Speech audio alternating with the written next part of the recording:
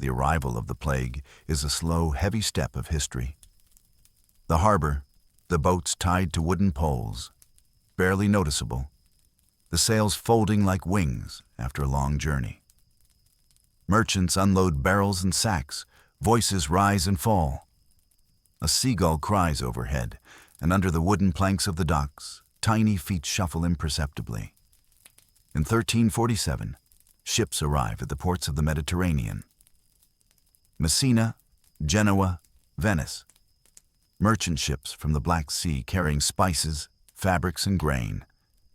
And passengers who are not on any list. Fleas, rats. The bacteria we will one day call Yersinia pestis. Invisible, silent, inevitable. People notice when sailors get sick. Strange swellings, dark and painful. High fever, shortness of breath becoming a delay. Fear spreads faster than the disease, but no one knows what to fear. Rumors spread like wind through wheat. Is this punishment? A poisoned well? An alien curse? Bad alignment of the planets? No one talks about microbes. That word doesn't exist yet. And gradually, as the disease spreads through the land and the villages, the rhythm of medieval life begins to change. Good evening. And welcome back, dear listener, to this quiet corner of the night, where history slows down, where footsteps soften, and where you and I travel gently through time, without any rush at all. Before we begin, take a moment to calm your breathing. If you're listening with your eyes closed, you've come to the right place. If you've come back to this channel, you already know the rhythm we follow. A rhythm like slow footsteps on old cobblestones, soft and leisurely. I invite you to subscribe, leave a gentle greeting in the comments to tell us where in the world you're listening from tonight. This small act unites us across time and distance. A quiet community gathered by candlelight, sharing a story. Thank you for being here. Thank you for your quiet attention. And thank you for leaving a comment below. Even something as simple as listening from the comfort of my room, ready to relax. It helps the channel grow and lets me know you're here. Tonight, we're turning a gentle page on a topic that once shook the world, but we won't approach it with fear or urgency. Instead, we'll take it slowly, as if wandering through a quiet museum after closing or reading a fragile manuscript, illuminated only by the light of a lantern. We will talk about pandemics, not in anxiety, but in reflection. Pandemics are storms in history, but even after storms, the world turns green again. Let us begin our peaceful journey. Ere before the plague. Europe. Before 1347. Imagine standing on a medieval street years before the Great Plague came. The world seems smaller, the villages closer, and knowledge narrower. The air is filled with familiar aromas, smoke from fires, fresh bread cooling on wooden planks, wet wool drying by stoves, and the earthy smell of animals as they live among people in barns, yards, and sometimes even under the same roof, especially at night in winter, to share warmth. Water is drawn from wells or carried in heavy wooden buckets from rivers and streams. Soap exists, yes, but not for every family and not every day. Cleanliness in the medieval mind is not yet associated with invisible dangers. People could wash their faces and hands, but full baths were rare and sometimes discouraged by doctors of the time, who feared that warm water would open the pores and promote disease. The streets of many cities are narrow, the stones and soil are packed together, and rainwater runs down the middle, carrying garbage with it. Pigs roam freely in some areas, chewing on leftover food and scavenging what people leave behind. A living sanitation system, imperfect but considered necessary. The printing press had not yet been invented. Medical knowledge spread slowly from monastery to monastery, from scholar to scholar, carried on parchment rather than paper. In this world, disease is understood through the balance of the humors, the alignment of the stars, and the will of God. What cleanliness meant then. To understand pandemics, we must understand how people once thought about hygiene. For many medieval citizens, purity was spiritual, not bacterial. One bathed when possible, but the goal was comfort or ritual, not disease prevention. Clean clothing was often seen as more important than clean skin. A fresh linen shirt absorbed sweat and oils and was believed to purify the body. And in a way, it truly did help somewhat in a world without daily soap and showers. Air was thought to carry miasma, bad smells, bad vapors, bad fortune. So herbs were burned, flowers hung in homes, perfumes dabbed behind ears. Even plague doctors wore masks filled with spices not to filter bacteria, but to protect against foul air. It is easy to smile gently at such beliefs, but they represent humanity reaching, searching, trying to understand something it could not see. And we too, in our own time, still reach for the invisible mysteries science has yet to solve. The plague's shadow, a turning of the world. Over the next years, the world bends under loss. Yet even in sorrow, change begins. Fields lie fallow, but wages rise. Labor is valued. The strict hierarchy of feudal life loosens slightly. Art shifts, no longer only glory and saints, but also fragility and the brief flicker of human life. Cities begin to consider waste, water supply, crowding, ventilation. And though they do not know why, people learn a truth that echoes softly into the present. Cleanliness, space, fresh air, and thoughtful care of the sick matter. Even grief becomes a catalyst for growth. When the plague finally loosens its grip, the world that remains is changed. In thought, in labor, in medicine, and in the quiet reverence for life itself. The plague, the dark and heavy shadow, has loosened its grip on Europe. And where devastation once stood like scorched earth, something fragile and tender begins to bloom. Not quickly, not loudly, but in small gestures, a brick laid, a street widened, a fountain installed, a well dug deeper, a prayer whispered with more hope than fear. We pick up our lantern once more and begin to walk. Imagine Europe around the mid-13th century as the plague fades into the mist of memory. Villages feel thinner, as though someone has gently pulled threads from a once tightly woven cloth. In many towns, every third door remains closed.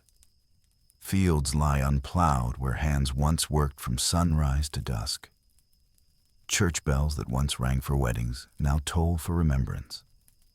Yet, as grass grows again, life slowly follows. In some homes, chairs sit empty, but in others, there are new voices, new cries of infants, new hopes for the seasons ahead. The air feels different. Clean mornings after rain, clearer water drawn slowly by rope and bucket.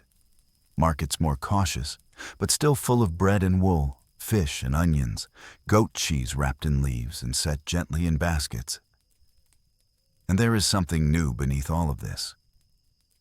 A quiet awareness that unseen forces move in the world.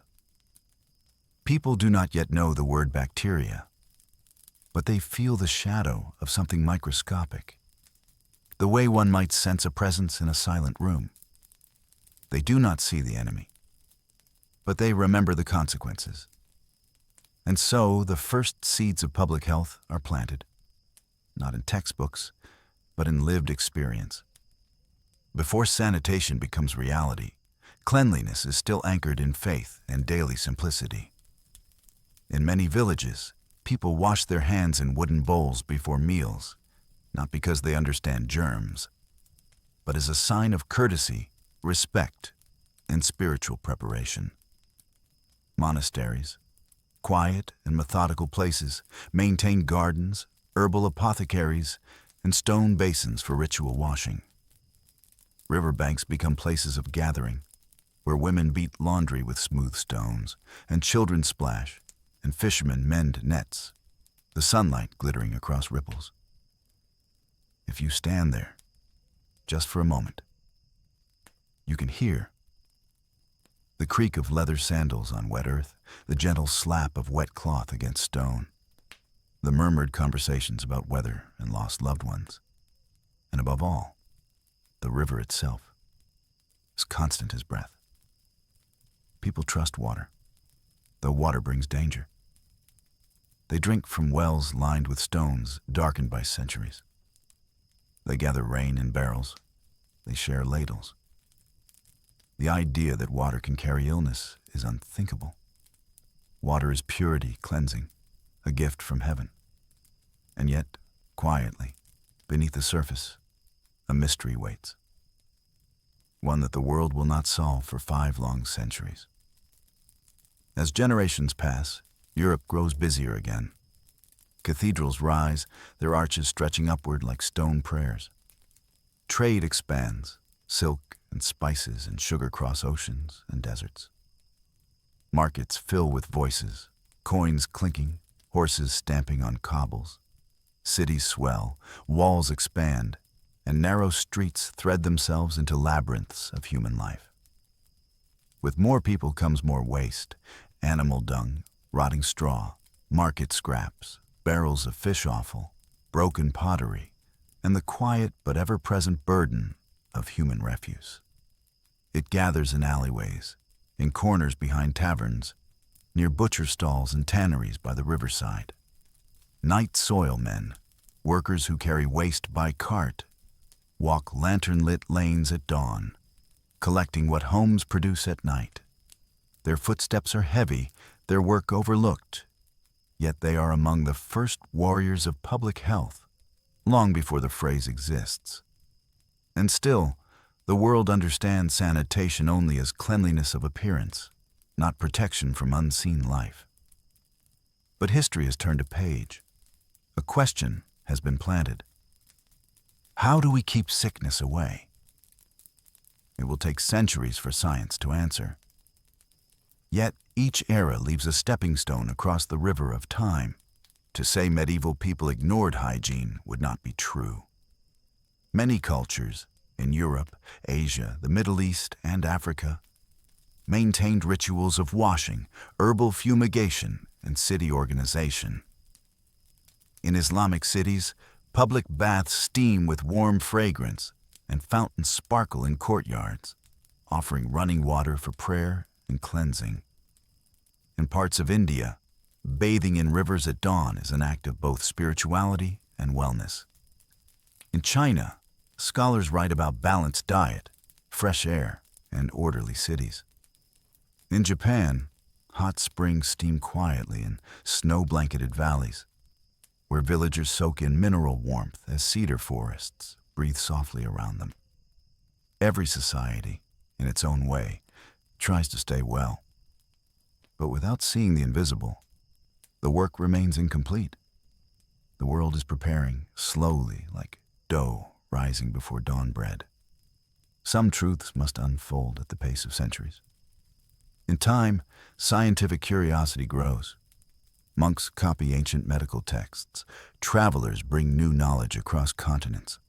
From scholars in the Islamic world, from physicians in Persia and Egypt, from Ayurvedic tradition, from Chinese medicine manuals.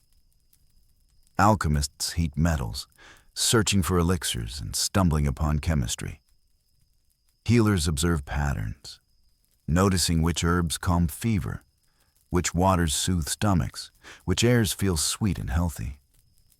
And one day, glass workers grind lenses clearer, smoother, more precise.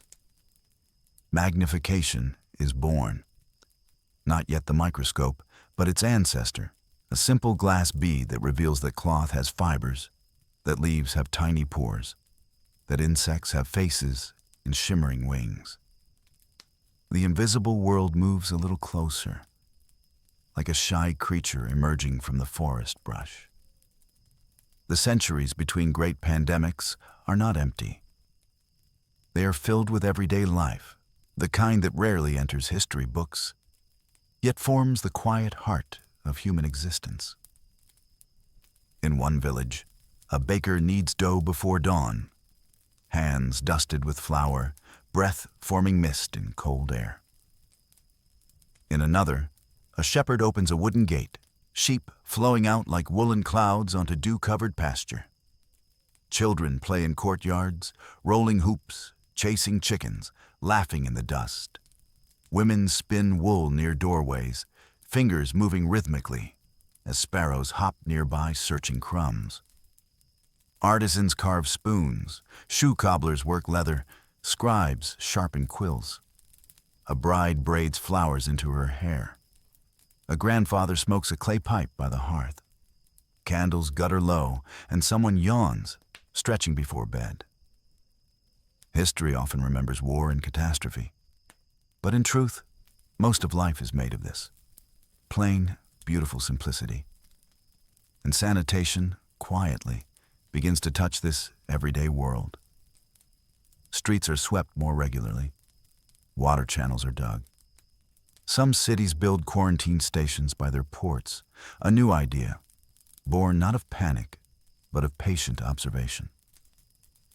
The word quarantine, from 40 giorni, 40 days, whispers into language, a reminder that time, patience, and space can protect life. The centuries after the Black Death carry a subtle shift. Scholars in universities begin to question the invisible. Monks copy ancient medical manuscripts and annotate them in margins. Physicians study the writings of Hippocrates and Ibn Sina. Realizing medicine is not only prayer, but also pattern and observation. Trade routes stretch like threads across the world. Knowledge travels with merchants, with scholars, with pilgrims returning from far holy places, and far markets filled with wonders. Imagine a traveler arriving in Venice or Marseille, tired but curious, carrying spices from India, silk from China, and stories of hygiene rituals far different from those in Europe. Public bathhouses steaming gently at sunset, ritual cleansing before prayer, herbal pastes applied to skin, rooms fumigated with burning resin. These stories settle like dust on parchment. Some are remembered, some are forgotten, but all add to the quiet accumulation of thought. In the centuries that follow, three great mysteries of health emerge. What is in the air? What is in the water? What is in the human body that changes during illness? Think of scholars leaning over tables lit by beeswax candles, ink slowly drying on pages that tremble slightly from the presence of flame. They debate humors, blood, phlegm, black bile, yellow bile. They argue about miasma, bad air corrupted by decay. They ponder the role of astrology, seasons, moisture, wind. Their ideas are imperfect, but they are searching, reaching, stretching their understanding like a hand extended into darkness, hoping to touch truth. And while these scholars write, ordinary life continues. Children laugh in muddy lanes, farmers till soil. Bread bakes in ovens whose bricks glow softly in dawn light. Laundry hangs in gentle breezes, sweet with the scent of early spring. History is always lived twice, in grand ideas and in simple routines. Both matter.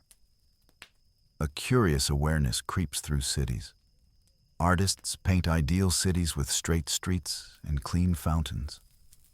Writers describe societies in harmony because their environment is ordered, their water pure, their people clean. These are dreams, not yet reality, but they are blueprints laid in words and imagination. In Florence, officials begin cleaning streets regularly. In London, ordinances appear for waste removal.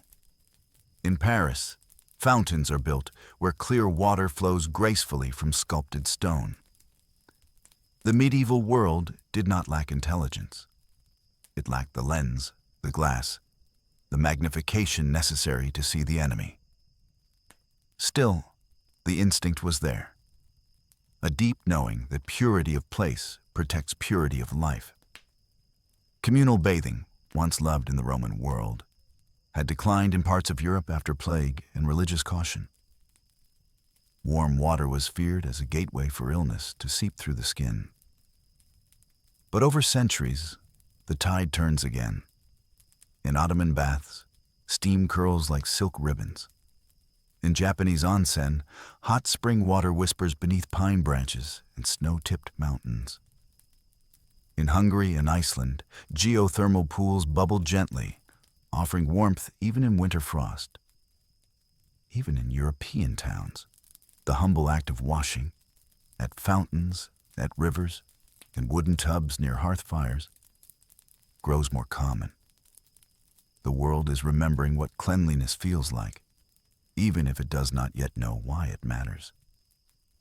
Imagine a mother rinsing vegetables in a clay bowl.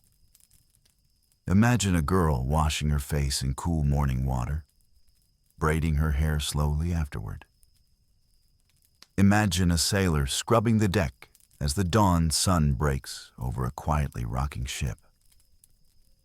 These small acts are stepping stones towards the modern era. With the 18th and 19th centuries come factories, steam power, railways, and crowds. Cities swell beyond imagination.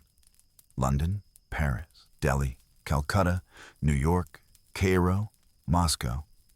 Names that echo loudly now began assembling far too many people into far too little space. Courtyards fill with refuse. Sewage runs through gutters. Chimneys puff black smoke into narrow skies. Water pumps serve neighborhoods, many built beside cesspits or downstream from tanneries and slaughterhouses. Inside crowded tenements, families share rooms, and illness passes quietly from one body to another. Imagine a single pump at the center of a cobbled square, its handle worn by thousands of hands. Children fill buckets there, women fetch water for cooking, men wash work-hardened arms and faces before evening bread and soup. The pump seems a gift, a blessing of easy water access. But sometimes blessings hide danger, waiting for one keen mind to reveal their truth. Cholera is coming, swift, silent, in the water that flows clear, but carries death. The world will soon learn that cleanliness is not only comfort, it is survival. For a moment, let us pause here, in the quiet before the storm. Close your eyes and imagine standing in a town square in the early 1800s. Dusk settles soft gold over rooftops. Smoke rises in gentle spirals from kitchen chimneys. A horse pulls a wooden cart down cobblestones that glisten after a light rain. Children chase each other with wooden hoops, bare feet splashing in puddles. A baker closes his shutters. Church bells call softly, marking the hour. Everything feels peaceful, ordinary, rooted in routine. Yet already beneath this calm surface, Vibrio cholerae, an invisible curling organism shaped like a tiny comma, waits in water barrels, in rivers, in wells. It does not know it will reshape civilization. It simply lives, as life always does, multiplying quietly, indifferent to human destiny. But its arrival will awaken the world. And in awakening, humanity will take one of its greatest steps toward modern science. Imagine standing on a bustling street in the early 1800s. Horses clop on wet cobblestones. Carriages creak. Vendors call softly at the evening markets, weighing onions, pouring milk, selling bread still warm from the ovens. Children run barefoot, laughing, chasing each other, their hands sticky from the sweet fruits they share at the market. The air smells of smoke, bread, and river mist. In narrow houses, families prepare simple meals: boiled cabbage, salted fish, fresh bread torn by hand and dipped in broth. People draw water from communal pumps, lifting wooden buckets and carrying them home in a familiar rhythm, passed down from generation to generation. Water is life. Water is comfort. Water is trust. No one suspects that water could betray them. And yet, far away in Bengal, a disease is stirring, like ripples forming before a distant ship appears on the horizon. Cholera did not begin in Europe.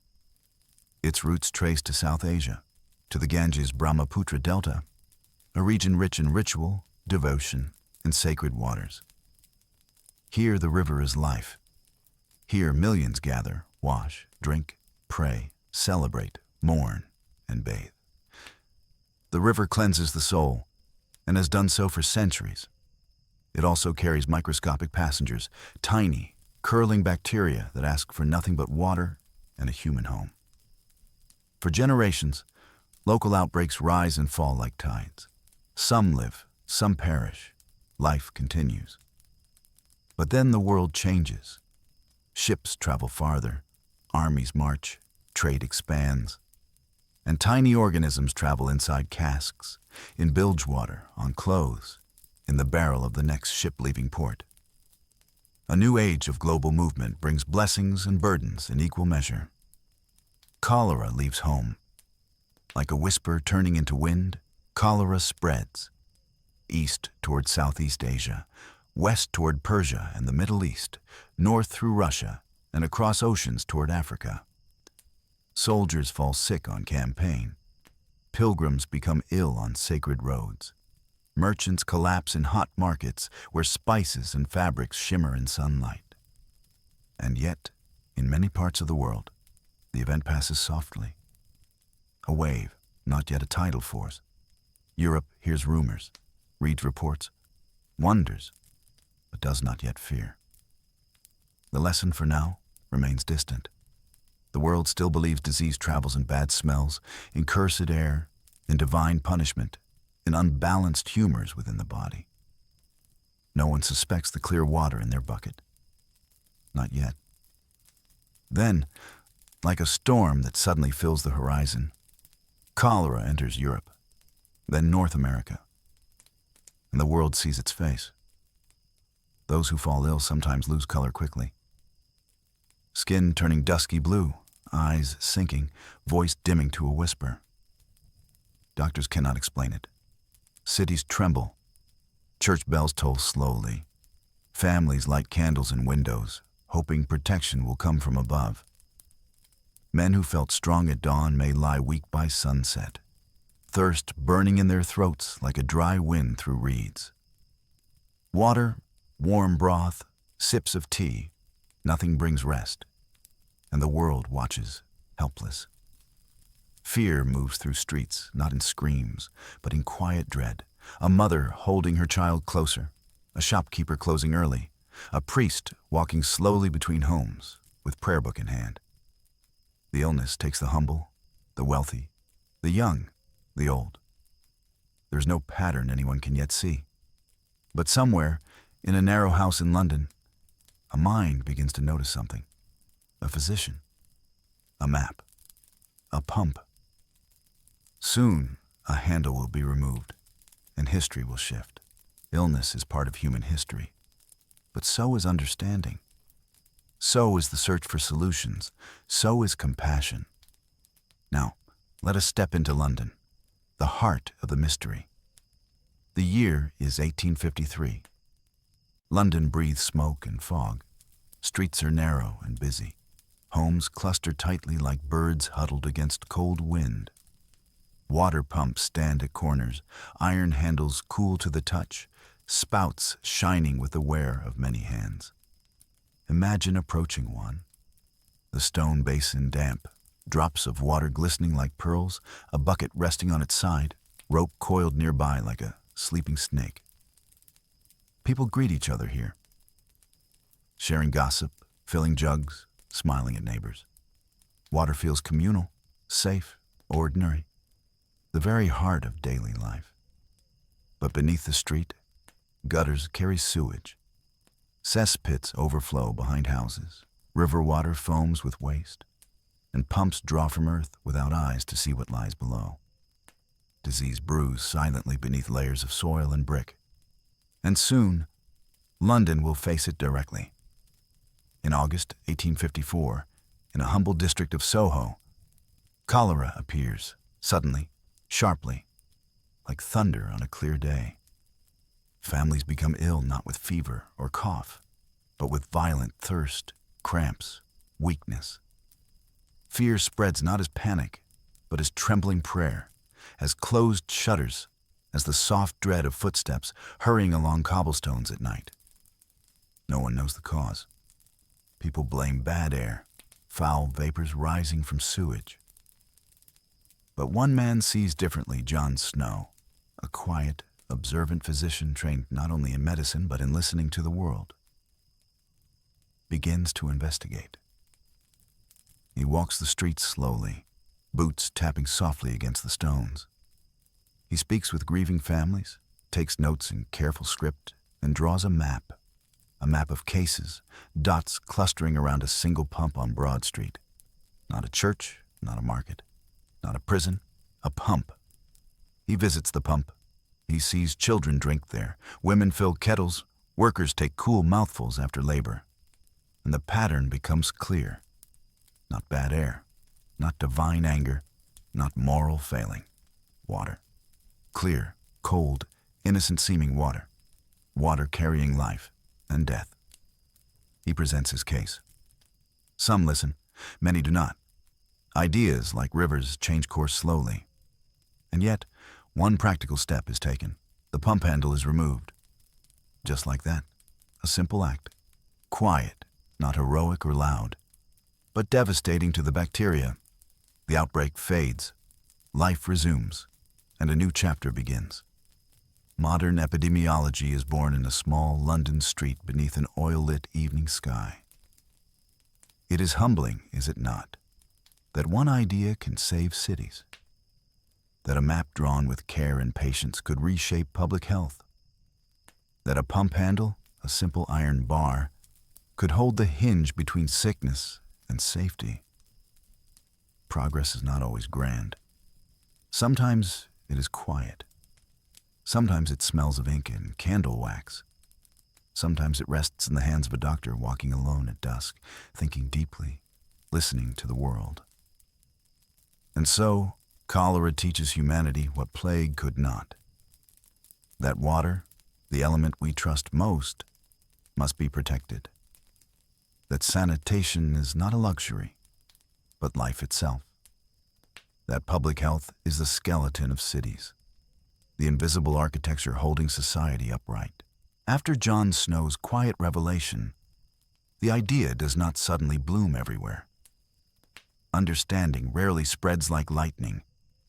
It spreads like dawn, first a faint glow on the horizon, then a wash of pale gold, then warmth slowly touching rooftops, windows, garden walls, and finally the faces of those waking within.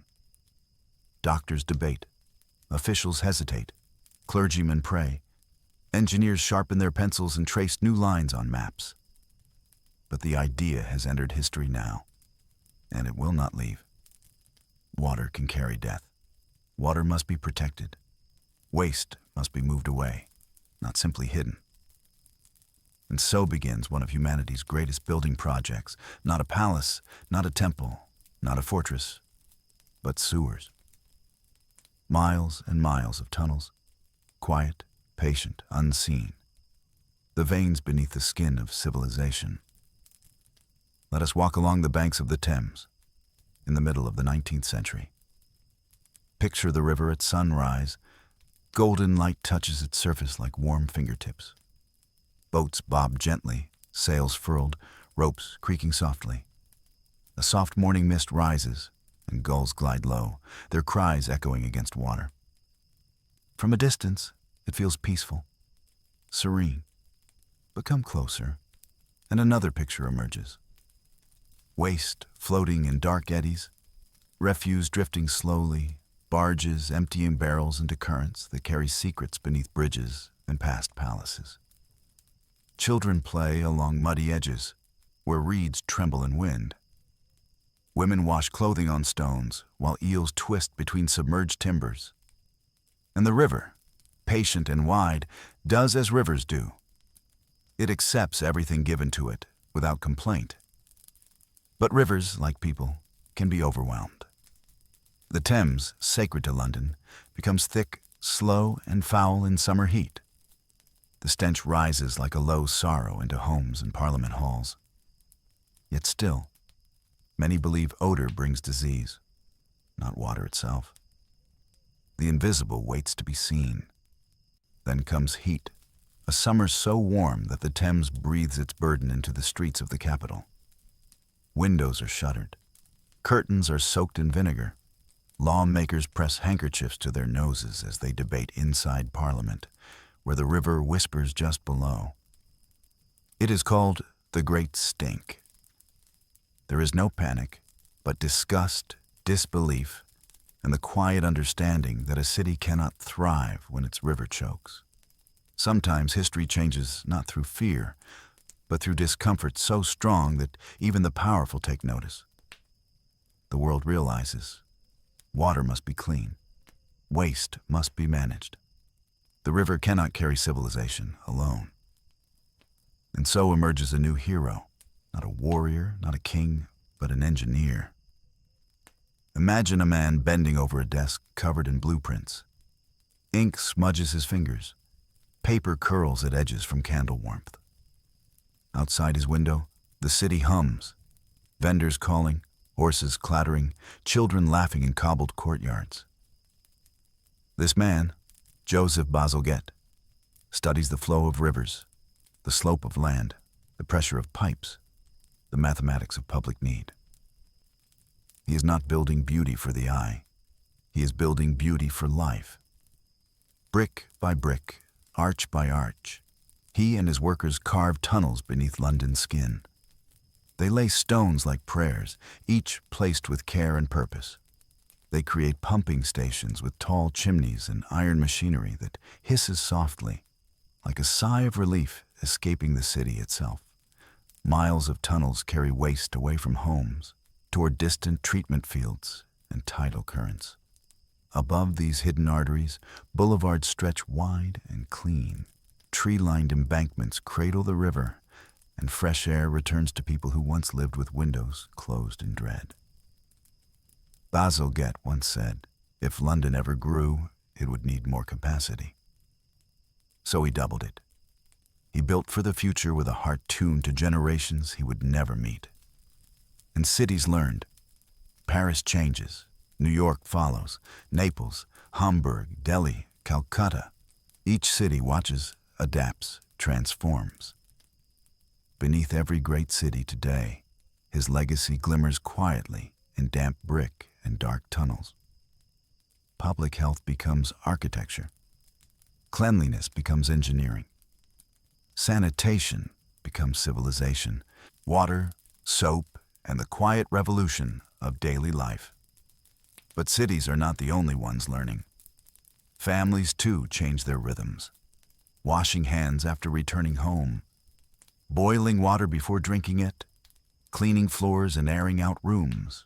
Using soap, fragrant bars wrapped in paper, kept in drawers to scent clothing, bought at market stalls next to candles and flour sacks. Soap becomes ordinary, as natural as bread. It is no longer luxury for noble baths or wealthy hands. It becomes domestic, familiar, a friend in every household. Water jugs sit beside wash basins. Towels hang near doors. Mothers teach children to rinse before supper, after play, before sleep. It does not feel dramatic. It feels human, gentle, sensible. But pandemics fade not only because of grand engineering and brilliant doctors. They fade because millions of quiet decisions happen in kitchens, bathrooms, gardens, and schools. Progress whispers through daily routine. Under curved lenses, light bends, revealing a world once hidden to every generation before.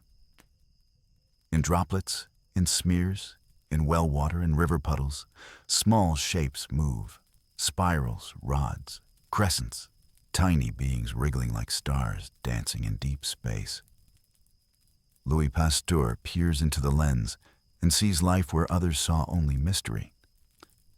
Robert Koch isolates a microbe and watches it grow. And Vibrio cholerae, the curling little organism that once traveled with pilgrims and hid in river currents, is seen, named, known. The invisible becomes real. Knowledge is no longer belief. It is vision. And the world changes again. Disease is not curse, not punishment, not foul air, not divine randomness. It is life interacting with life, microbe and human, water and body, cause and effect. With sight, humanity steps into a new chapter: preventable illness, hygiene campaigns, public health laws, safe water systems. The future begins to breathe. A hospital in the early 1800s. Narrow hallways lit by flickering oil lamps. Wooden floors worn by decades of footfall. The faint smell of boiled linen and herbs mingled with something heavier. The unmistakable breath of illness. Beds stand close together, row upon row, each containing a story, a prayer, a body yearning for healing.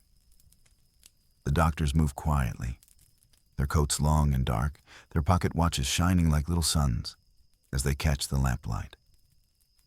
They do their best, examining patients, offering tonics, holding hands, talking quietly at night, as fear rises like fog from the floor.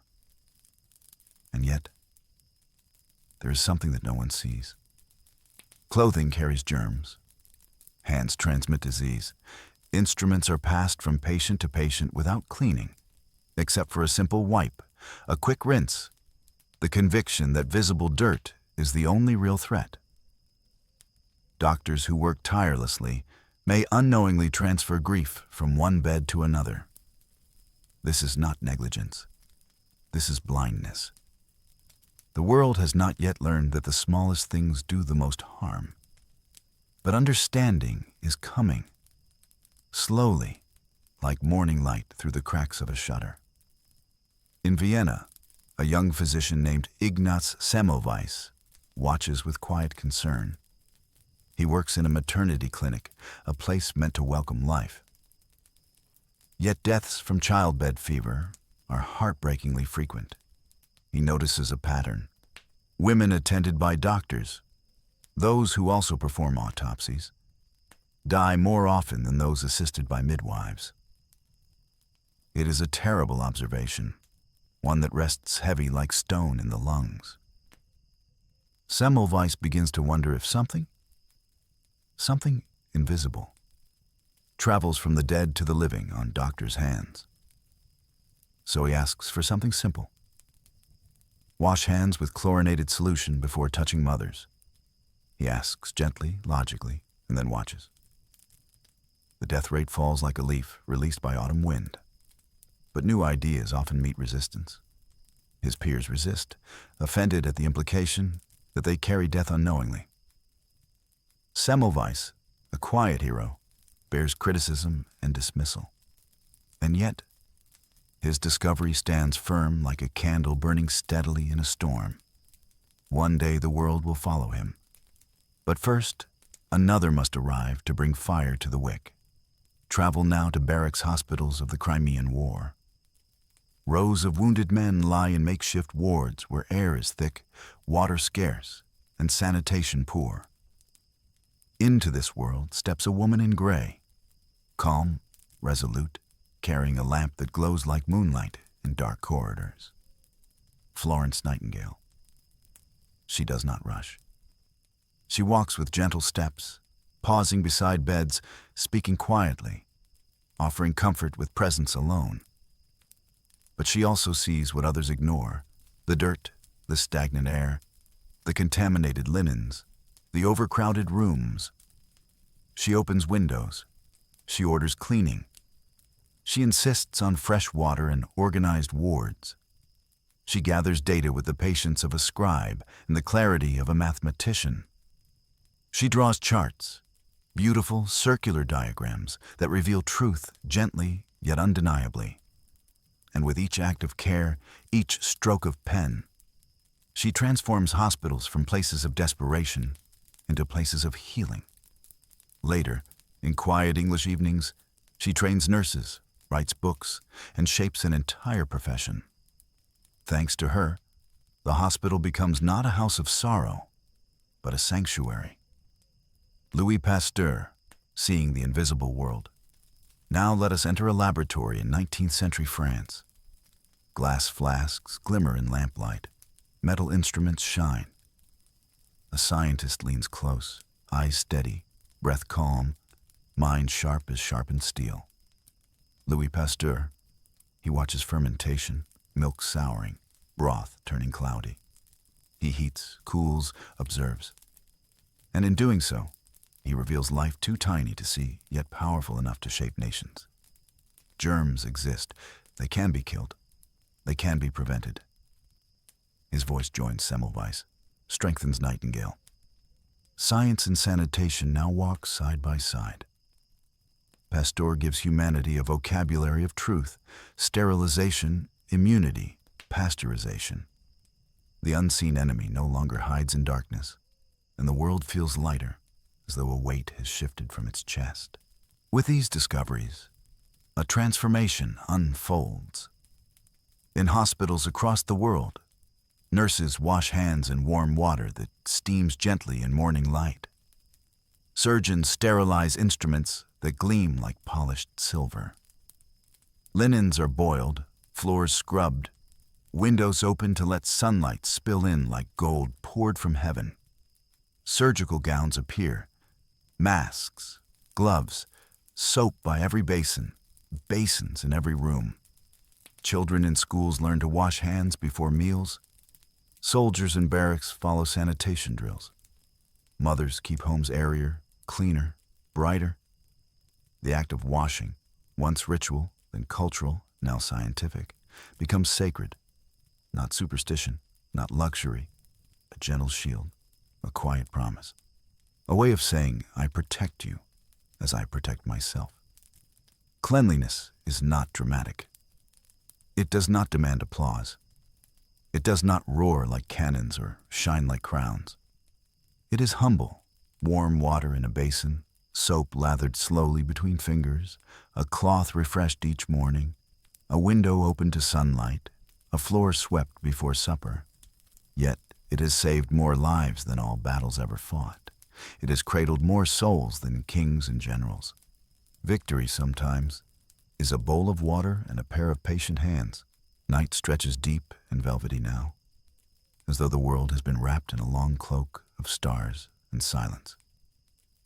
Your breathing is slow, your body warm, and time feels like a lantern flame. Steady, unhurried, glowing softly. We walk once more down history's quiet corridors, where footsteps echo lightly and pages turn without haste. We have visited plague-darkened streets and water-soaked courtyards, where cholera whispered through wells. We have sat in the lamp-lit hospitals of the past, watching hands begin to wash, cloth begin to boil, and instruments begin to shine silver with sterility. Now we approach another threshold, the beginning of immunity, of vaccination, of humanity learning not only to defend itself, but to prepare in advance. But before vaccines came confidence, and before confidence, there was curiosity and fear and hope woven gently together. Smallpox, a word that once carried weight like a stone in the chest. For centuries, its scarred faces took children from mothers and dimmed hearth fires all around the world. Workers in fields saw neighbors fall. Sailors carried it in ships' dark holds. Kings and peasants alike feared the rash that glowed like embers on skin. And yet, salvation arrived not as an army, but as a quiet observation in English countryside. One that belonged to farmers long before science touched it. Milkmaids, their hands strong, their laughter warm, their lives spent in pastures and sunlight, seemed untouched by smallpox. Their cheeks smooth, their skin unscarred. Why? Because they had suffered cowpox, a mild illness of cattle that left them with gentle immunity. It was a pastoral secret, a gift from fields and meadows. Edward Jenner, with calm thought and steady hands, took this gift and offered it to the world. A small cut, a drop of cowpox matter, a child protected, a shield not forged in steel but in understanding. People hesitated at first, as they always do when new ideas arrive, whispering change. Yet slowly, villages learned, cities followed, governments listened, and soon a practice born in farm fields would circle the globe. Vaccination, from vacca, Latin for cow, became hope, gentle and steady, even before the term immunity was fully defined. Humans learned to teach the body to remember danger before danger arrived. With each generation, knowledge grows like a climbing vine, reaching for sunlight, winding around obstacles, steadily rising. Vaccines for rabies, for diphtheria, for typhoid, each one a careful thread in humanity's protective cloak. Doctors begin to speak not only of illness, but of prevention. Nurses learn to keep records, to track symptoms, to observe season and location, to ask questions that once went unspoken. Laboratories become sanctuaries, glass flasks gleaming, steam rising from sterilizers, papers filled with quiet handwriting. And the world begins to feel a cautious optimism. Children live more often, hospitals smell cleaner, cities breathe easier. Science is no longer a candle in the dark, it is sunrise on the horizon. The 20th century opens its gates. Trains streak across countrysides like iron arrows. Steamships cross oceans with speed once unimaginable. Telegraph lines hum, carrying words faster than horses ever could. Cities grow taller, steel skeletons reaching skyward. Crowds fill streets, markets bustle, theaters glow with gaslight, and then with electric bulbs that flicker like artificial stars. In Paris, cafes fill with murmured conversations. In New York, looms clatter in garment factories. In Bombay and Shanghai and Buenos Aires, harbors swell with cargo and travelers.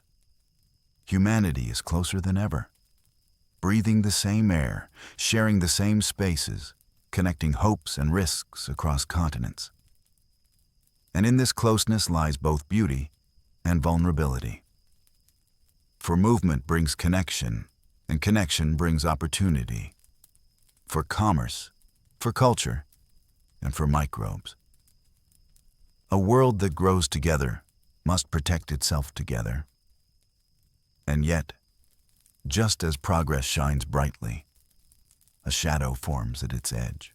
It begins with whispers, a few unusual illnesses in military camps, hospitals, crowded barracks where boots are stacked in neat rows and rifles gleam in morning inspections.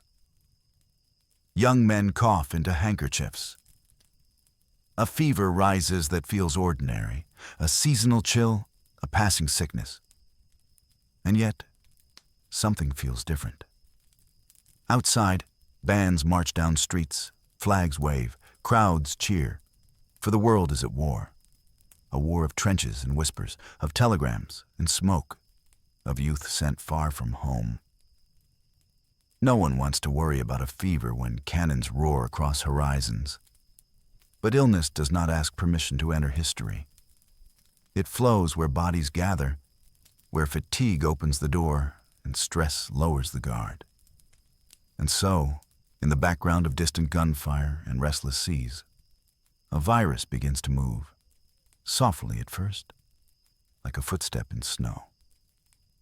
The world does not yet know that the coming months will bring a pandemic more far-reaching than any seen before.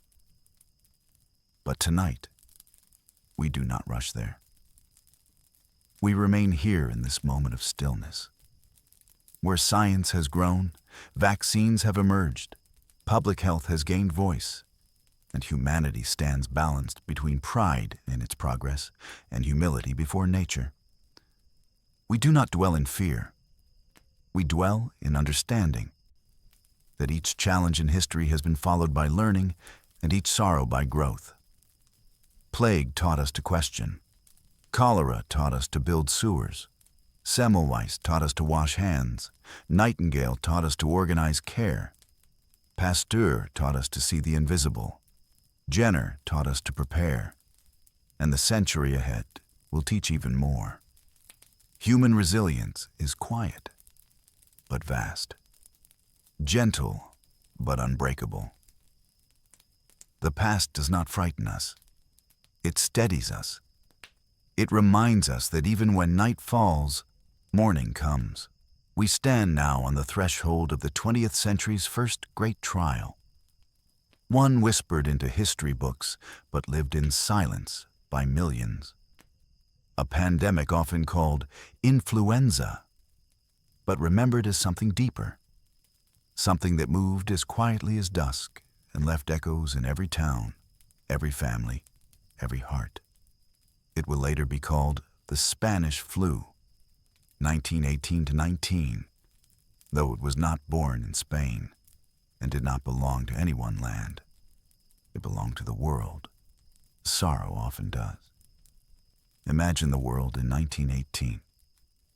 Fields in Europe are scarred from trenches, deep, wet, haunting lines where soldiers once waited in mud for commands, for dawn, for letters from home.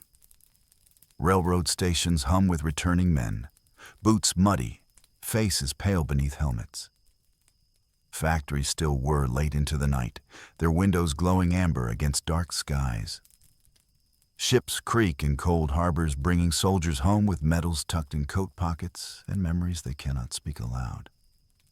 Victory parades form in cities, crowds cheering, flags waving, musicians marching. Voices raised not in fear, but relief. And deep within all this joy, something unseen travels quietly from person to person, from handshake to handshake, from shared water cups to shared songs to shared embraces. No one expects another trial. Not so soon. Not here, in a world that believes it has already endured the worst humans can suffer. Yet life often moves in cycles, joy and trial, night and dawn, breath and stillness. The world is vulnerable in its celebration. And the influenza waits, small and invisible, in the breath of a tired soldier, in the carriage of a loved one returning home. It begins gently in the spring of 1918. A few fevers, a few coughs, fatigue mistaken for war weariness. Doctors see familiarity, influenza, nothing strange, nothing new. People continue life as usual. Schools hum with recitations, factories clatter, markets bustle, families gather for evening meals where soup steams in bowls and fresh bread rests beside butter knives. The sickness passes, lightly touching many, sparing most. But viruses, like rivers, like memory, sometimes return differently than they first arrived. And when autumn comes, the world will understand that the quietest beginnings can hold the greatest force. Autumn of 1918 arrives. Leaves turn gold and drift softly to earth. Morning air becomes crisp, smelling faintly of wood smoke and damp soil. And suddenly, everywhere, all at once, illness returns. Not gentle, not mild. Strong, fast, relentless. Young adults, once full of strength and promise, collapse in hours, their lungs struggling, their faces flushed with fever. Hospitals fill quietly, quickly. Beds line hallways, then gymnasiums, then churches. Nurses, exhausted but compassionate, move softly between cots, bowls of water, cool cloths, whispered words of comfort. Windows stay open even in cold weather, for air is believed to heal, and hope moves where it can. Doctors work by lantern light, their shoulders tense from long hours and heavy silence. Families sit by bedside, holding hands, singing lullabies, reading psalms and poetry in voices strained by grief, but kept gentle for the sake of love. No great alarm bells ring, no battles roar, no speeches echo across capitals. Only softness, quiet streets, closed schools, church bells tolling slowly as snow begins to fall in some places and autumn leaves gather in others. Human sorrow is almost always silent when it is deepest. In cities, people tie simple cloth masks around their noses and mouths. White cotton folded twice, secured with ribbon or string. They are not perfect shields, but they are gestures of care. Doctors advise fresh air, distance, isolation where possible. Windows remain open even when frost gathers like lace on the glass. Soup becomes medicine. Hydration becomes ritual. Rest becomes prayer. Neighbors leave baskets of bread on porches. Children write letters to sick relatives with careful pencil strokes. Communities hum softly with worry and kindness. Pandemics do not erase compassion. Sometimes they deepen it. Human hearts bend, but do not break when love guides them. And through it all, nurses remain the quiet center, their uniforms starched, their faces tired but steady, hands washed again and again until skin cracks like the pages of old books. These are the angels of the era, moving gently through fevered nights with kind eyes and steady breath. As months unfold, not all questions have answers. Science sees patterns, but not yet full truths. Viruses remain partly mysterious, as though they rest just beyond the reach of human sight and certainty. And yet, progress continues. Records are kept, observations written down, data compared across cities, countries, continents.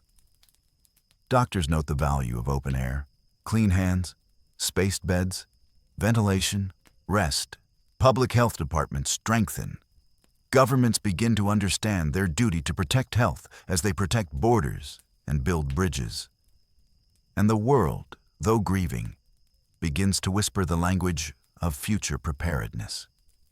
By mid-1919, the intensity fades. Not abruptly, but like winter yielding slowly to shy spring sunlight. Schools reopen, markets stir. Church bells ring in joy once more. Families gather again around supper tables to share food and gratitude. The empty chairs are noticed, but love fills the spaces between. People plant gardens again, tend to fields, read poetry under blossoming trees, and walk slowly along riverbanks with new appreciation for the softness of ordinary days. Illness retreats not into memory, but into understanding. Humanity steps forward, a little older, a little wiser, a little more patient. And as the 1920s begin to hum with jazz and light, as cities sparkle with electric bulbs and ocean liners glide over calm waters, scientists carry the lessons forward like lanterns. Because knowledge, once learned through struggle, becomes a gift for future generations. The 20th century has witnessed the storm of the influenza pandemic. A world once blooming with hope learned to bow its head once more and remember humility. But history does not linger in shadows. It moves with patience toward light again. The 1920s arrive with golden promise. Cities dust off the quiet of grief and step into an era of music and motion. Jazz notes float through smoky nightclubs. Sidewalk cafes fill with soft chatter, and streets sparkle with new electric light. People dance, laugh, and rediscover joy because joy is the natural companion of survival. Yet behind this vibrant surface, governments, scientists, and communities carry new resolve. They remember. They learn. They build. Public health becomes a discipline, a mission, a calling. Offices are created to track disease, to study sanitation, to plan for emergencies quietly, behind the scenes like caretakers polishing lamps before nightfall. Vaccinations spread, not as miracles, but as steady, reliable shields. Smallpox vaccination campaigns expand. Scientists pursue new immunizations for diseases once accepted as fate. Water treatment plants hum with purpose. Filtration tanks glistening beneath industrial lamps. Slow sand filters and chlorination systems grow common, turning rivers and reservoirs into sources of life, not risk. Sewers expand beneath growing streets. Hospitals organize wards with protocols shaped by memory and by science. The world begins to say, quietly but firmly, health is not chance. It is choice. It is work. It is shared. While governments plan, ordinary homes evolve too. Imagine a kitchen in the 1930s. Sunlight spills through lace curtains onto a scrubbed wooden table. A kettle whistles softly on the stove. Soap rests near the sink in a small porcelain dish. A mother rinses vegetables under running water, a luxury that only recent decades have brought into everyday life. A child returns home from school, hangs his cap on a peg, and washes his hands without being asked. Routine. Normal. Expected. The bathroom, once a novelty, is now commonplace, a tiled sanctuary with a bathtub, a porcelain sink, a flush toilet. Clean water flows at a twist of the wrist, warm and gentle. A towel hangs ready. A bar of soap rests like a humble guardian. Sanitation is no longer a grand civic effort alone. It has entered the daily rhythm of family life, quietly, naturally. And this too is victory.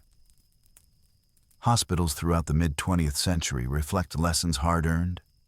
Corridors become brighter, whitewashed walls, tiled floors, sunlit windows. Doctors wear clean coats, nurses wear crisp uniforms, and caps folded with pride. Sterilizers hiss gently. Surgical tools shine. Bandages are boiled, gloves donned, hands washed in warm, soapy water until the skin tingles clean. This is not dramatic work. It is ritual, the ritual of care. A nurse checking a pulse in the still morning light. A doctor listening to breath with closed eyes, focused and calm. A janitor mopping floors with disinfectant, humming softly under breath. These are acts of devotion, and devotion sustains the world more than any singular moment of brilliance. Public health is not loud. It is the quiet breath of nurses on night shift. It is the steady steps of sanitation workers before dawn. It is the soft voice of a mother telling her child to wash hands before touching bread. It is love translated into action. As decades pass, nations begin to share knowledge not only within borders, but across oceans. Scientists attend global conferences, shaking hands, exchanging papers, discussing bacteria, vaccines, hygiene campaigns. The League of Nations Health Organization, and later, the World Health Organization, emerges from collective hope. No longer do nations battle disease alone. They plan together, learn together, respond together. Public health becomes international, a tapestry woven across continents from threads of shared experience, shared responsibility, shared humanity. In dusty rural clinics, nurses learn new techniques. In bustling city hospitals, surgeons refine safe methods. In laboratories bathed in fluorescent light, researchers peer into microscopes searching for answers that will serve the world. Knowledge no longer travels on horseback or inside the mind of a single learner. It moves by telegraph, telegram, radio, airmail. And with each new channel, the world becomes safer. Pandemics do not stop because humanity wishes it so. Measles, polio, malaria, tuberculosis. Each rises, each tests societies, each demands vigilance. Yet parallel to every outbreak runs a stream of relief. Vaccines discovered, programs launched, communities mobilized. Syringes become symbols of protection, not fear.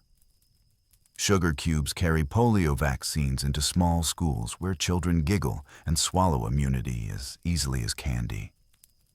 Mosquito nets are hung in humid villages, woven like invisible shields over sleeping forms. This era is not quiet, but never chaotic. It is patient, methodical, determined. Humanity learns that health is a garden. One must water it, weed it, tend it daily to keep it flourishing. Each vaccine, each sanitation law, each community health worker is a gardener. And slowly, the world blooms. Close your eyes for a moment. Picture a well in a medieval village, water drawn by rope, hand to hand, vulnerable to all that touched it. Picture now a modern kitchen faucet, clear water flowing, treated, purified, monitored, safe. Picture a plague doctor's mask, long, dark, heavy with herbs. Picture now the bright room of a clean hospital. Windows open to sunlight, nurses smiling beneath soft cotton masks, gloves snapping gently into place. Picture a child in a crowded tenement in 1850, facing cholera unknowingly. Picture now a child in a bright classroom, learning to wash hands to the rhythm of a song. This is not fortune. This is not accident. This is humanity's gentle, persistent work. Not dramatic, not sudden, but steady, like the beating of a heart. Progress is not loud, it whispers. And you, listening here, are its beneficiary. We have journeyed from medieval plague-stricken lanes and the rippling waters of cholera-carrying wells to clean hospitals, vaccination halls, and a world learning to protect itself not through fear, but through knowledge and gentle, persistent effort. Now we enter the modern age, a century where science matures, where nations cooperate, where technology watches over public health like a silent guardian in the background of life. Picture the 1950s. Sunlight floods into primary school classrooms. Children line up in hallways, shoes polished, hair neatly combed, waiting for a small drop of vaccine on a sugar cube or a gentle shot that will protect them for life. Parents breathe easier. Grandparents nod with relief. Posters in soft pastel colors urge families to vaccinate, to wash hands, to keep homes tidy, to drink safe water. The world feels proud, not triumphant, not boastful, but grateful, like someone lighting a candle in a church after hearing good news. Polio, once feared for the wheelchairs and iron lungs it left behind, begins to retreat from playgrounds, parks, and summer camps. Measles, diphtheria, pertussis, tetanus, each receives its counterweapon, carefully crafted in laboratories and delivered into little arms with gentle reassurance from nurses whose uniforms smell faintly of starch and lavender soap. Health becomes not just a dream, but a plan, a system, a promise. Across cities and countryside, new guardians rise. They do not wear capes nor command armies. They wear white coats, lab goggles, engineer helmets, or simple municipal uniforms. They test water samples beneath fluorescent lights. They inspect restaurants in quiet morning hours before opening. They check sewage systems and chlorination tanks. They train nurses and update vaccination records. They greet each other with coffee cup smiles in municipal offices where walls are lined with charts, maps, and clipped news bulletins about disease trends. They speak quietly, think deeply, plan carefully. Their work seldom appears in headlines. It appears in what does not happen, in illnesses prevented, water kept clean, outbreaks halted before they begin. If heroism had a whisper, it would sound like public health. In the late 20th century, the world begins to monitor health with gentle vigilance. Hospitals send reports, labs log test results. Health ministries share data like gardeners, comparing notes on weather patterns and seasonal growth. No panic, no flashing lights, just quiet watchfulness, as if the world developed a collective stethoscope pressed to its own chest. Computer systems hum softly as they track cases. Maps appear on screens with tiny dots marking places that require attention. Doctors in rural clinics send samples to national labs. Scientists in white coats examine them under powerful microscopes. Somewhere in a quiet office, an epidemiologist circles a cluster in red pen and makes a phone call that will quietly protect thousands. The rhythm of global safety beats softly, patiently, like a second heartbeat beneath the everyday one. Then, after centuries of suffering, a miracle arrives, not sudden, not dramatic, but earned through quiet cooperation. Smallpox disappears. Teams travel to remote villages, over rivers and mountains, vaccinating children under shady trees, marking doors with chalk, recording cases in notebooks that flutter in jungle breezes. In cities, clinics run late into the evening. Lamplight reflecting off steel syringes as nurses smile and reassure worried parents. The last case appears in 1977. A disease older than ancient kingdoms falls quiet at last. Humanity stands not triumphant, but humbled, knowing that victory came not through force, but through science, patience, and millions of gentle hands. In this moment, the world learns that disease is not destiny. It can be met, understood, and eventually erased. By the late 20th century, shelves in hospitals hold protective gloves and sealed masks. Freezers in laboratories hum softly, storing vaccines that do not yet have a name in public memory, but wait patiently to serve if needed. Training manuals tell nurses how to respond to outbreaks. Schools run drills.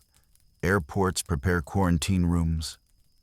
Doctors continue their education annually, like gardeners studying new soil conditions before each planting season. Public health becomes the quiet operating system of society. You rarely see it, but it is always there, like good plumbing, like clean wiring behind walls, like the hum of a refrigerator keeping nourishment safe. Invisible, but essential. And through it all, the simplest truth remains. Pandemics are not fought only by science. They are fought by kindness, by neighbors dropping off soup outside a sick friend's door, by teachers wiping desks before class, by volunteers distributing brochures in town squares, by a grandparent explaining to a child why vaccinations matter, voice calm and loving, by a nurse placing a warm hand gently on someone's shoulder before administering a shot. Public health is collective compassion on an everyday scale. It is a community choosing to care for itself. It is millions of small decisions braided into a shield. For now, you are safe, cradled by history's wisdom, held by centuries of quiet progress. Close your eyes, or keep them half open like someone watching fireflies at dusk. Picture a map of the world from high above, continents resting like vast, sleeping animals, seas shimmering dark and blue, city lights twinkling like constellations. Airplanes trace silver lines across the sky, ships hum across oceans. Trains glide beneath morning mist in every nation. The world is closer now than it ever was. A friend moves from Tokyo to Toronto. A musician tours Europe and South America. A student flies from Nairobi to New York and studies in quiet libraries where fluorescent bulbs glow and pages turn softly under curious fingers. This closeness is beautiful. A global family learning, trading, sharing, traveling. But closeness brings responsibility. Microbes travel too. Quiet, tiny, indifferent to borders, they follow the warmth of breath, the press of hands on rails, the shared air of crowded rooms. And yet, we are ready. not in fear, but in knowledge, not in panic, but in gentle vigilance. We know now how disease moves. We know how to slow it, study it, and eventually disarm it. Where once ignorance lived, now understanding rests, calm and alert. In the early years of the 21st century, a quiet alarm sounds. A new illness appears, SARS. It does not march like armies. It does not roar like ancient plagues. It spreads in hospitals, airports, hotels, in breaths shared unknowingly between travelers and caregivers. Health workers don masks. Airports screen passengers. Doctors trace contacts not with panic, but determination. It is stopped, contained, averted, not through miracles, but through shared effort. Through information passed calmly from one nation to another. Through doctors who stay awake long after midnight reviewing charts under cool hospital lighting. SARS whispers a lesson. Be ready. Stay vigilant. Cooperate. Care. And the world listens. Years later, another influenza strain circles the globe. H1N1. This time, science moves with the speed of light. Genomes sequenced in days. Data shared across databases. Vaccines researched and deployed. Public health advisories issued not by word of mouth on dusty streets, but by glowing screens in millions of homes. Messages speak calmly. Wash hands. Stay home when sick. Care for one another. And again, the world endures. Not untouched, but prepared. The quiet network of laboratories, nurses, logisticians, public health experts, and researchers reveals itself not with triumph, but with humble responsibility. These are the invisible shepherds of modern safety. Then comes Ebola in parts of West Africa, a disease frightening not for its scale, but its severity.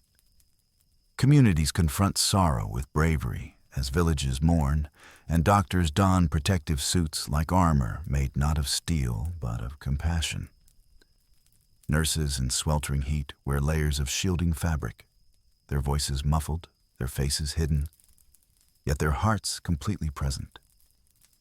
They walk into danger with tenderness, not force.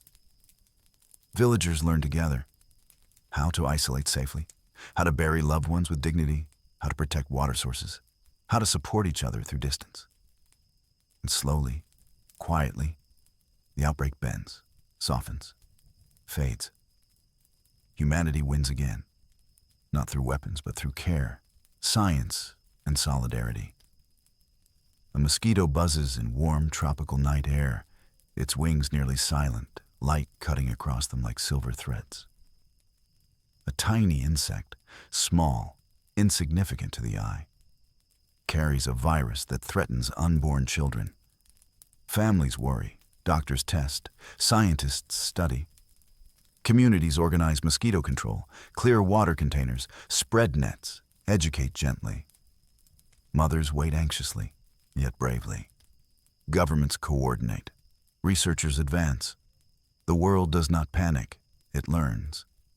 Every challenge strengthens the collective wisdom. Across gentle hills and crowded cities, along island coasts and vast savannas, public health systems stand like a quiet constellation. Doctors in clean clinics adjust stethoscopes and offer calm words. Laboratory workers pipette samples with steady hands. Epidemiologists follow numbers like trackers following footprints in snow. Nurses in rural villages sit beneath shade trees, documenting vaccinations in small paper cards. Community health volunteers ride bicycles down dusty roads with coolers of vaccines strapped to the back like precious treasure. All over the world, people protect one another in millions of tiny, quiet actions. The world does not stand alone. It stands together. The 21st century brings tools that earlier generations could hardly dream of. Genome sequencing machines hum softly in climate-controlled rooms like gentle futuristic crickets. Computer models ripple through simulations, forecasting peaks and declines like weather maps for microbes. Satellites track environmental changes that guide mosquito patterns. Hospitals carry sensors that watch for unusual symptoms. Vaccines now take months to design, not decades. Where once plague swept silently, now data speaks first. Where once cholera polluted wells unseen, now water quality sensors sit quietly beneath clear streams and in treatment plants that smell faintly of chlorine and fresh earth. This is not luck. This is not chance. This is centuries of learning arriving at your doorstep as a glass of clean water and the gentle reassurance of modern medicine. Yet science is only half the story.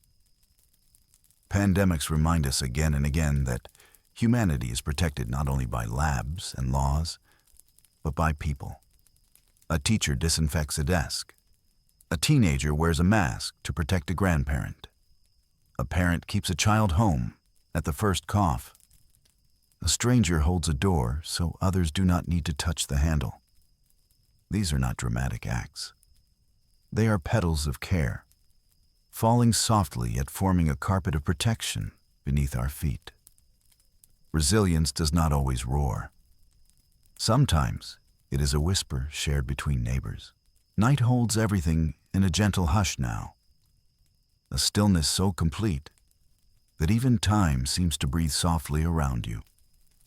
We've traveled far together, across centuries, across pandemics and parliaments, across muddy medieval streets and shining modern laboratories, across whispered fears and triumphs spoken only in the quiet language of clean water, soap, needle tips, and hope. You lie wrapped in history now, like a quilt sewn from ancient lessons, each square a careful stitch of human effort, curiosity, grief, and resilience. Humanity remembers in layers. In books, yes. In laboratories, yes. But also in kitchens, and in children's bedtime routines, and in the soft voice of a parent saying, "Wash your hands before dinner, my love." In the habit of stepping back when feeling unwell, not out of fear, but kindness. In the instinct to boil water after a storm. In the way nurses tie masks gently behind their ears without a second thought. We carry memory in innocence and instinct both. In the quiet confidence that the world is safer than it was because of what we have learned. The plague gave us separation and observation. Cholera gave us sanitation and clean water. Influenza gave us planning and global cooperation. Modern viruses gave us surveillance, solidarity, and soft-spoken preparedness. Every challenge left wisdom, like moss growing soft on old stone, making the world not just livable, but tender. Think of water running over fingers, warm, clear, steady. Think of the gentle foam of soap, how it wraps each hand like a soft glove of safety. Think of the cloth mask folded neatly beside the door, waiting not in fear, but like an umbrella, a tool of care for days when the sky grows uncertain. These are simple rituals. They ask nothing dramatic, nothing heroic, just patience, just breath, just kindness. And in that softness lies strength unmatched by armies or empires. Humanity learned that heroism is not always loud. Sometimes it is a bowl of clean water and hands washed slowly to the rhythm of a lullaby. Sometimes it is a vaccine chilled carefully in a small clinic refrigerator that hums quietly at dawn as a nurse straightens rows of cotton swabs and smiles knowing she is part of history. Sometimes it is a grandparent opening a window for fresh morning air, 'cause sunlight has always been one of our oldest healers. Strength wears many faces, and most are gentle. The future is not a storm to dread, but a horizon to walk toward slowly, with lantern in hand and memory at your side. We are not naive. We do not expect ease without effort. But we are not afraid either. We know what to do. We know how to care. We know how to respond. Scientists monitor oceans, forests, animal populations, viral patterns the way ancient shepherds watched clouds for signs of rain. Public health workers stand like quiet guardians, trained in calm response. Hospitals hold supplies not in panic, but readiness. International networks speak softly across continents, sharing signals the moment they arise. We live not in fear, but in informed peace. We are not perfect, but we are prepared. And preparation is the quietest kind of power. For all we have learned from microscopes and machines, for all the data and charts and coordinated plans, the greatest force in public health is still human love. It is the mother checking her child's temperature with a cool hand and a whispered song. It is the neighbor bringing groceries to someone recovering. It is the doctor pausing at the doorway at the end of a long shift to say softly, "Rest well, I'll be here when you wake." It is the quiet volunteer sitting at a folding table in a community hall with a box of registration papers and a thermos of tea, helping strangers feel safe as they wait for a vaccine. Science guides us. Systems protect us. But love holds us. And the world moves forward not just on discoveries, but on compassion. Tonight, you are not only an observer, you are the continuation of everything you have heard. When you wash your hands with calm intention, you honor centuries. When you care for someone sick with patience, you echo Nightingale's lamplit steps. When you listen to science with trust but not panic, you walk beside Snow, Semmelweis, Jenner, Pasteur. When you rest knowing the world is a little safer each decade, you honor all who carried us here. You are part of humanity's gentle triumph, not loud, not dramatic, but steady as breath. Even your listening is an act of reverence for those who came before. And perhaps someday, someone will be safer because you remembered this story. That is how history moves. Through memory, habit, kindness, quiet choices made with thoughtful hearts. The past stands guard. The present holds you. The future waits with open hands. Sleep, not because you escape the world, but because you trust it. Sleep, knowing you are part of a long chain of care. The journey is complete. The night is kind. History has laid down beside you and closed its eyes. Rest now, gentle traveler. Good night. Good health. And may the peace of centuries hold you until morning.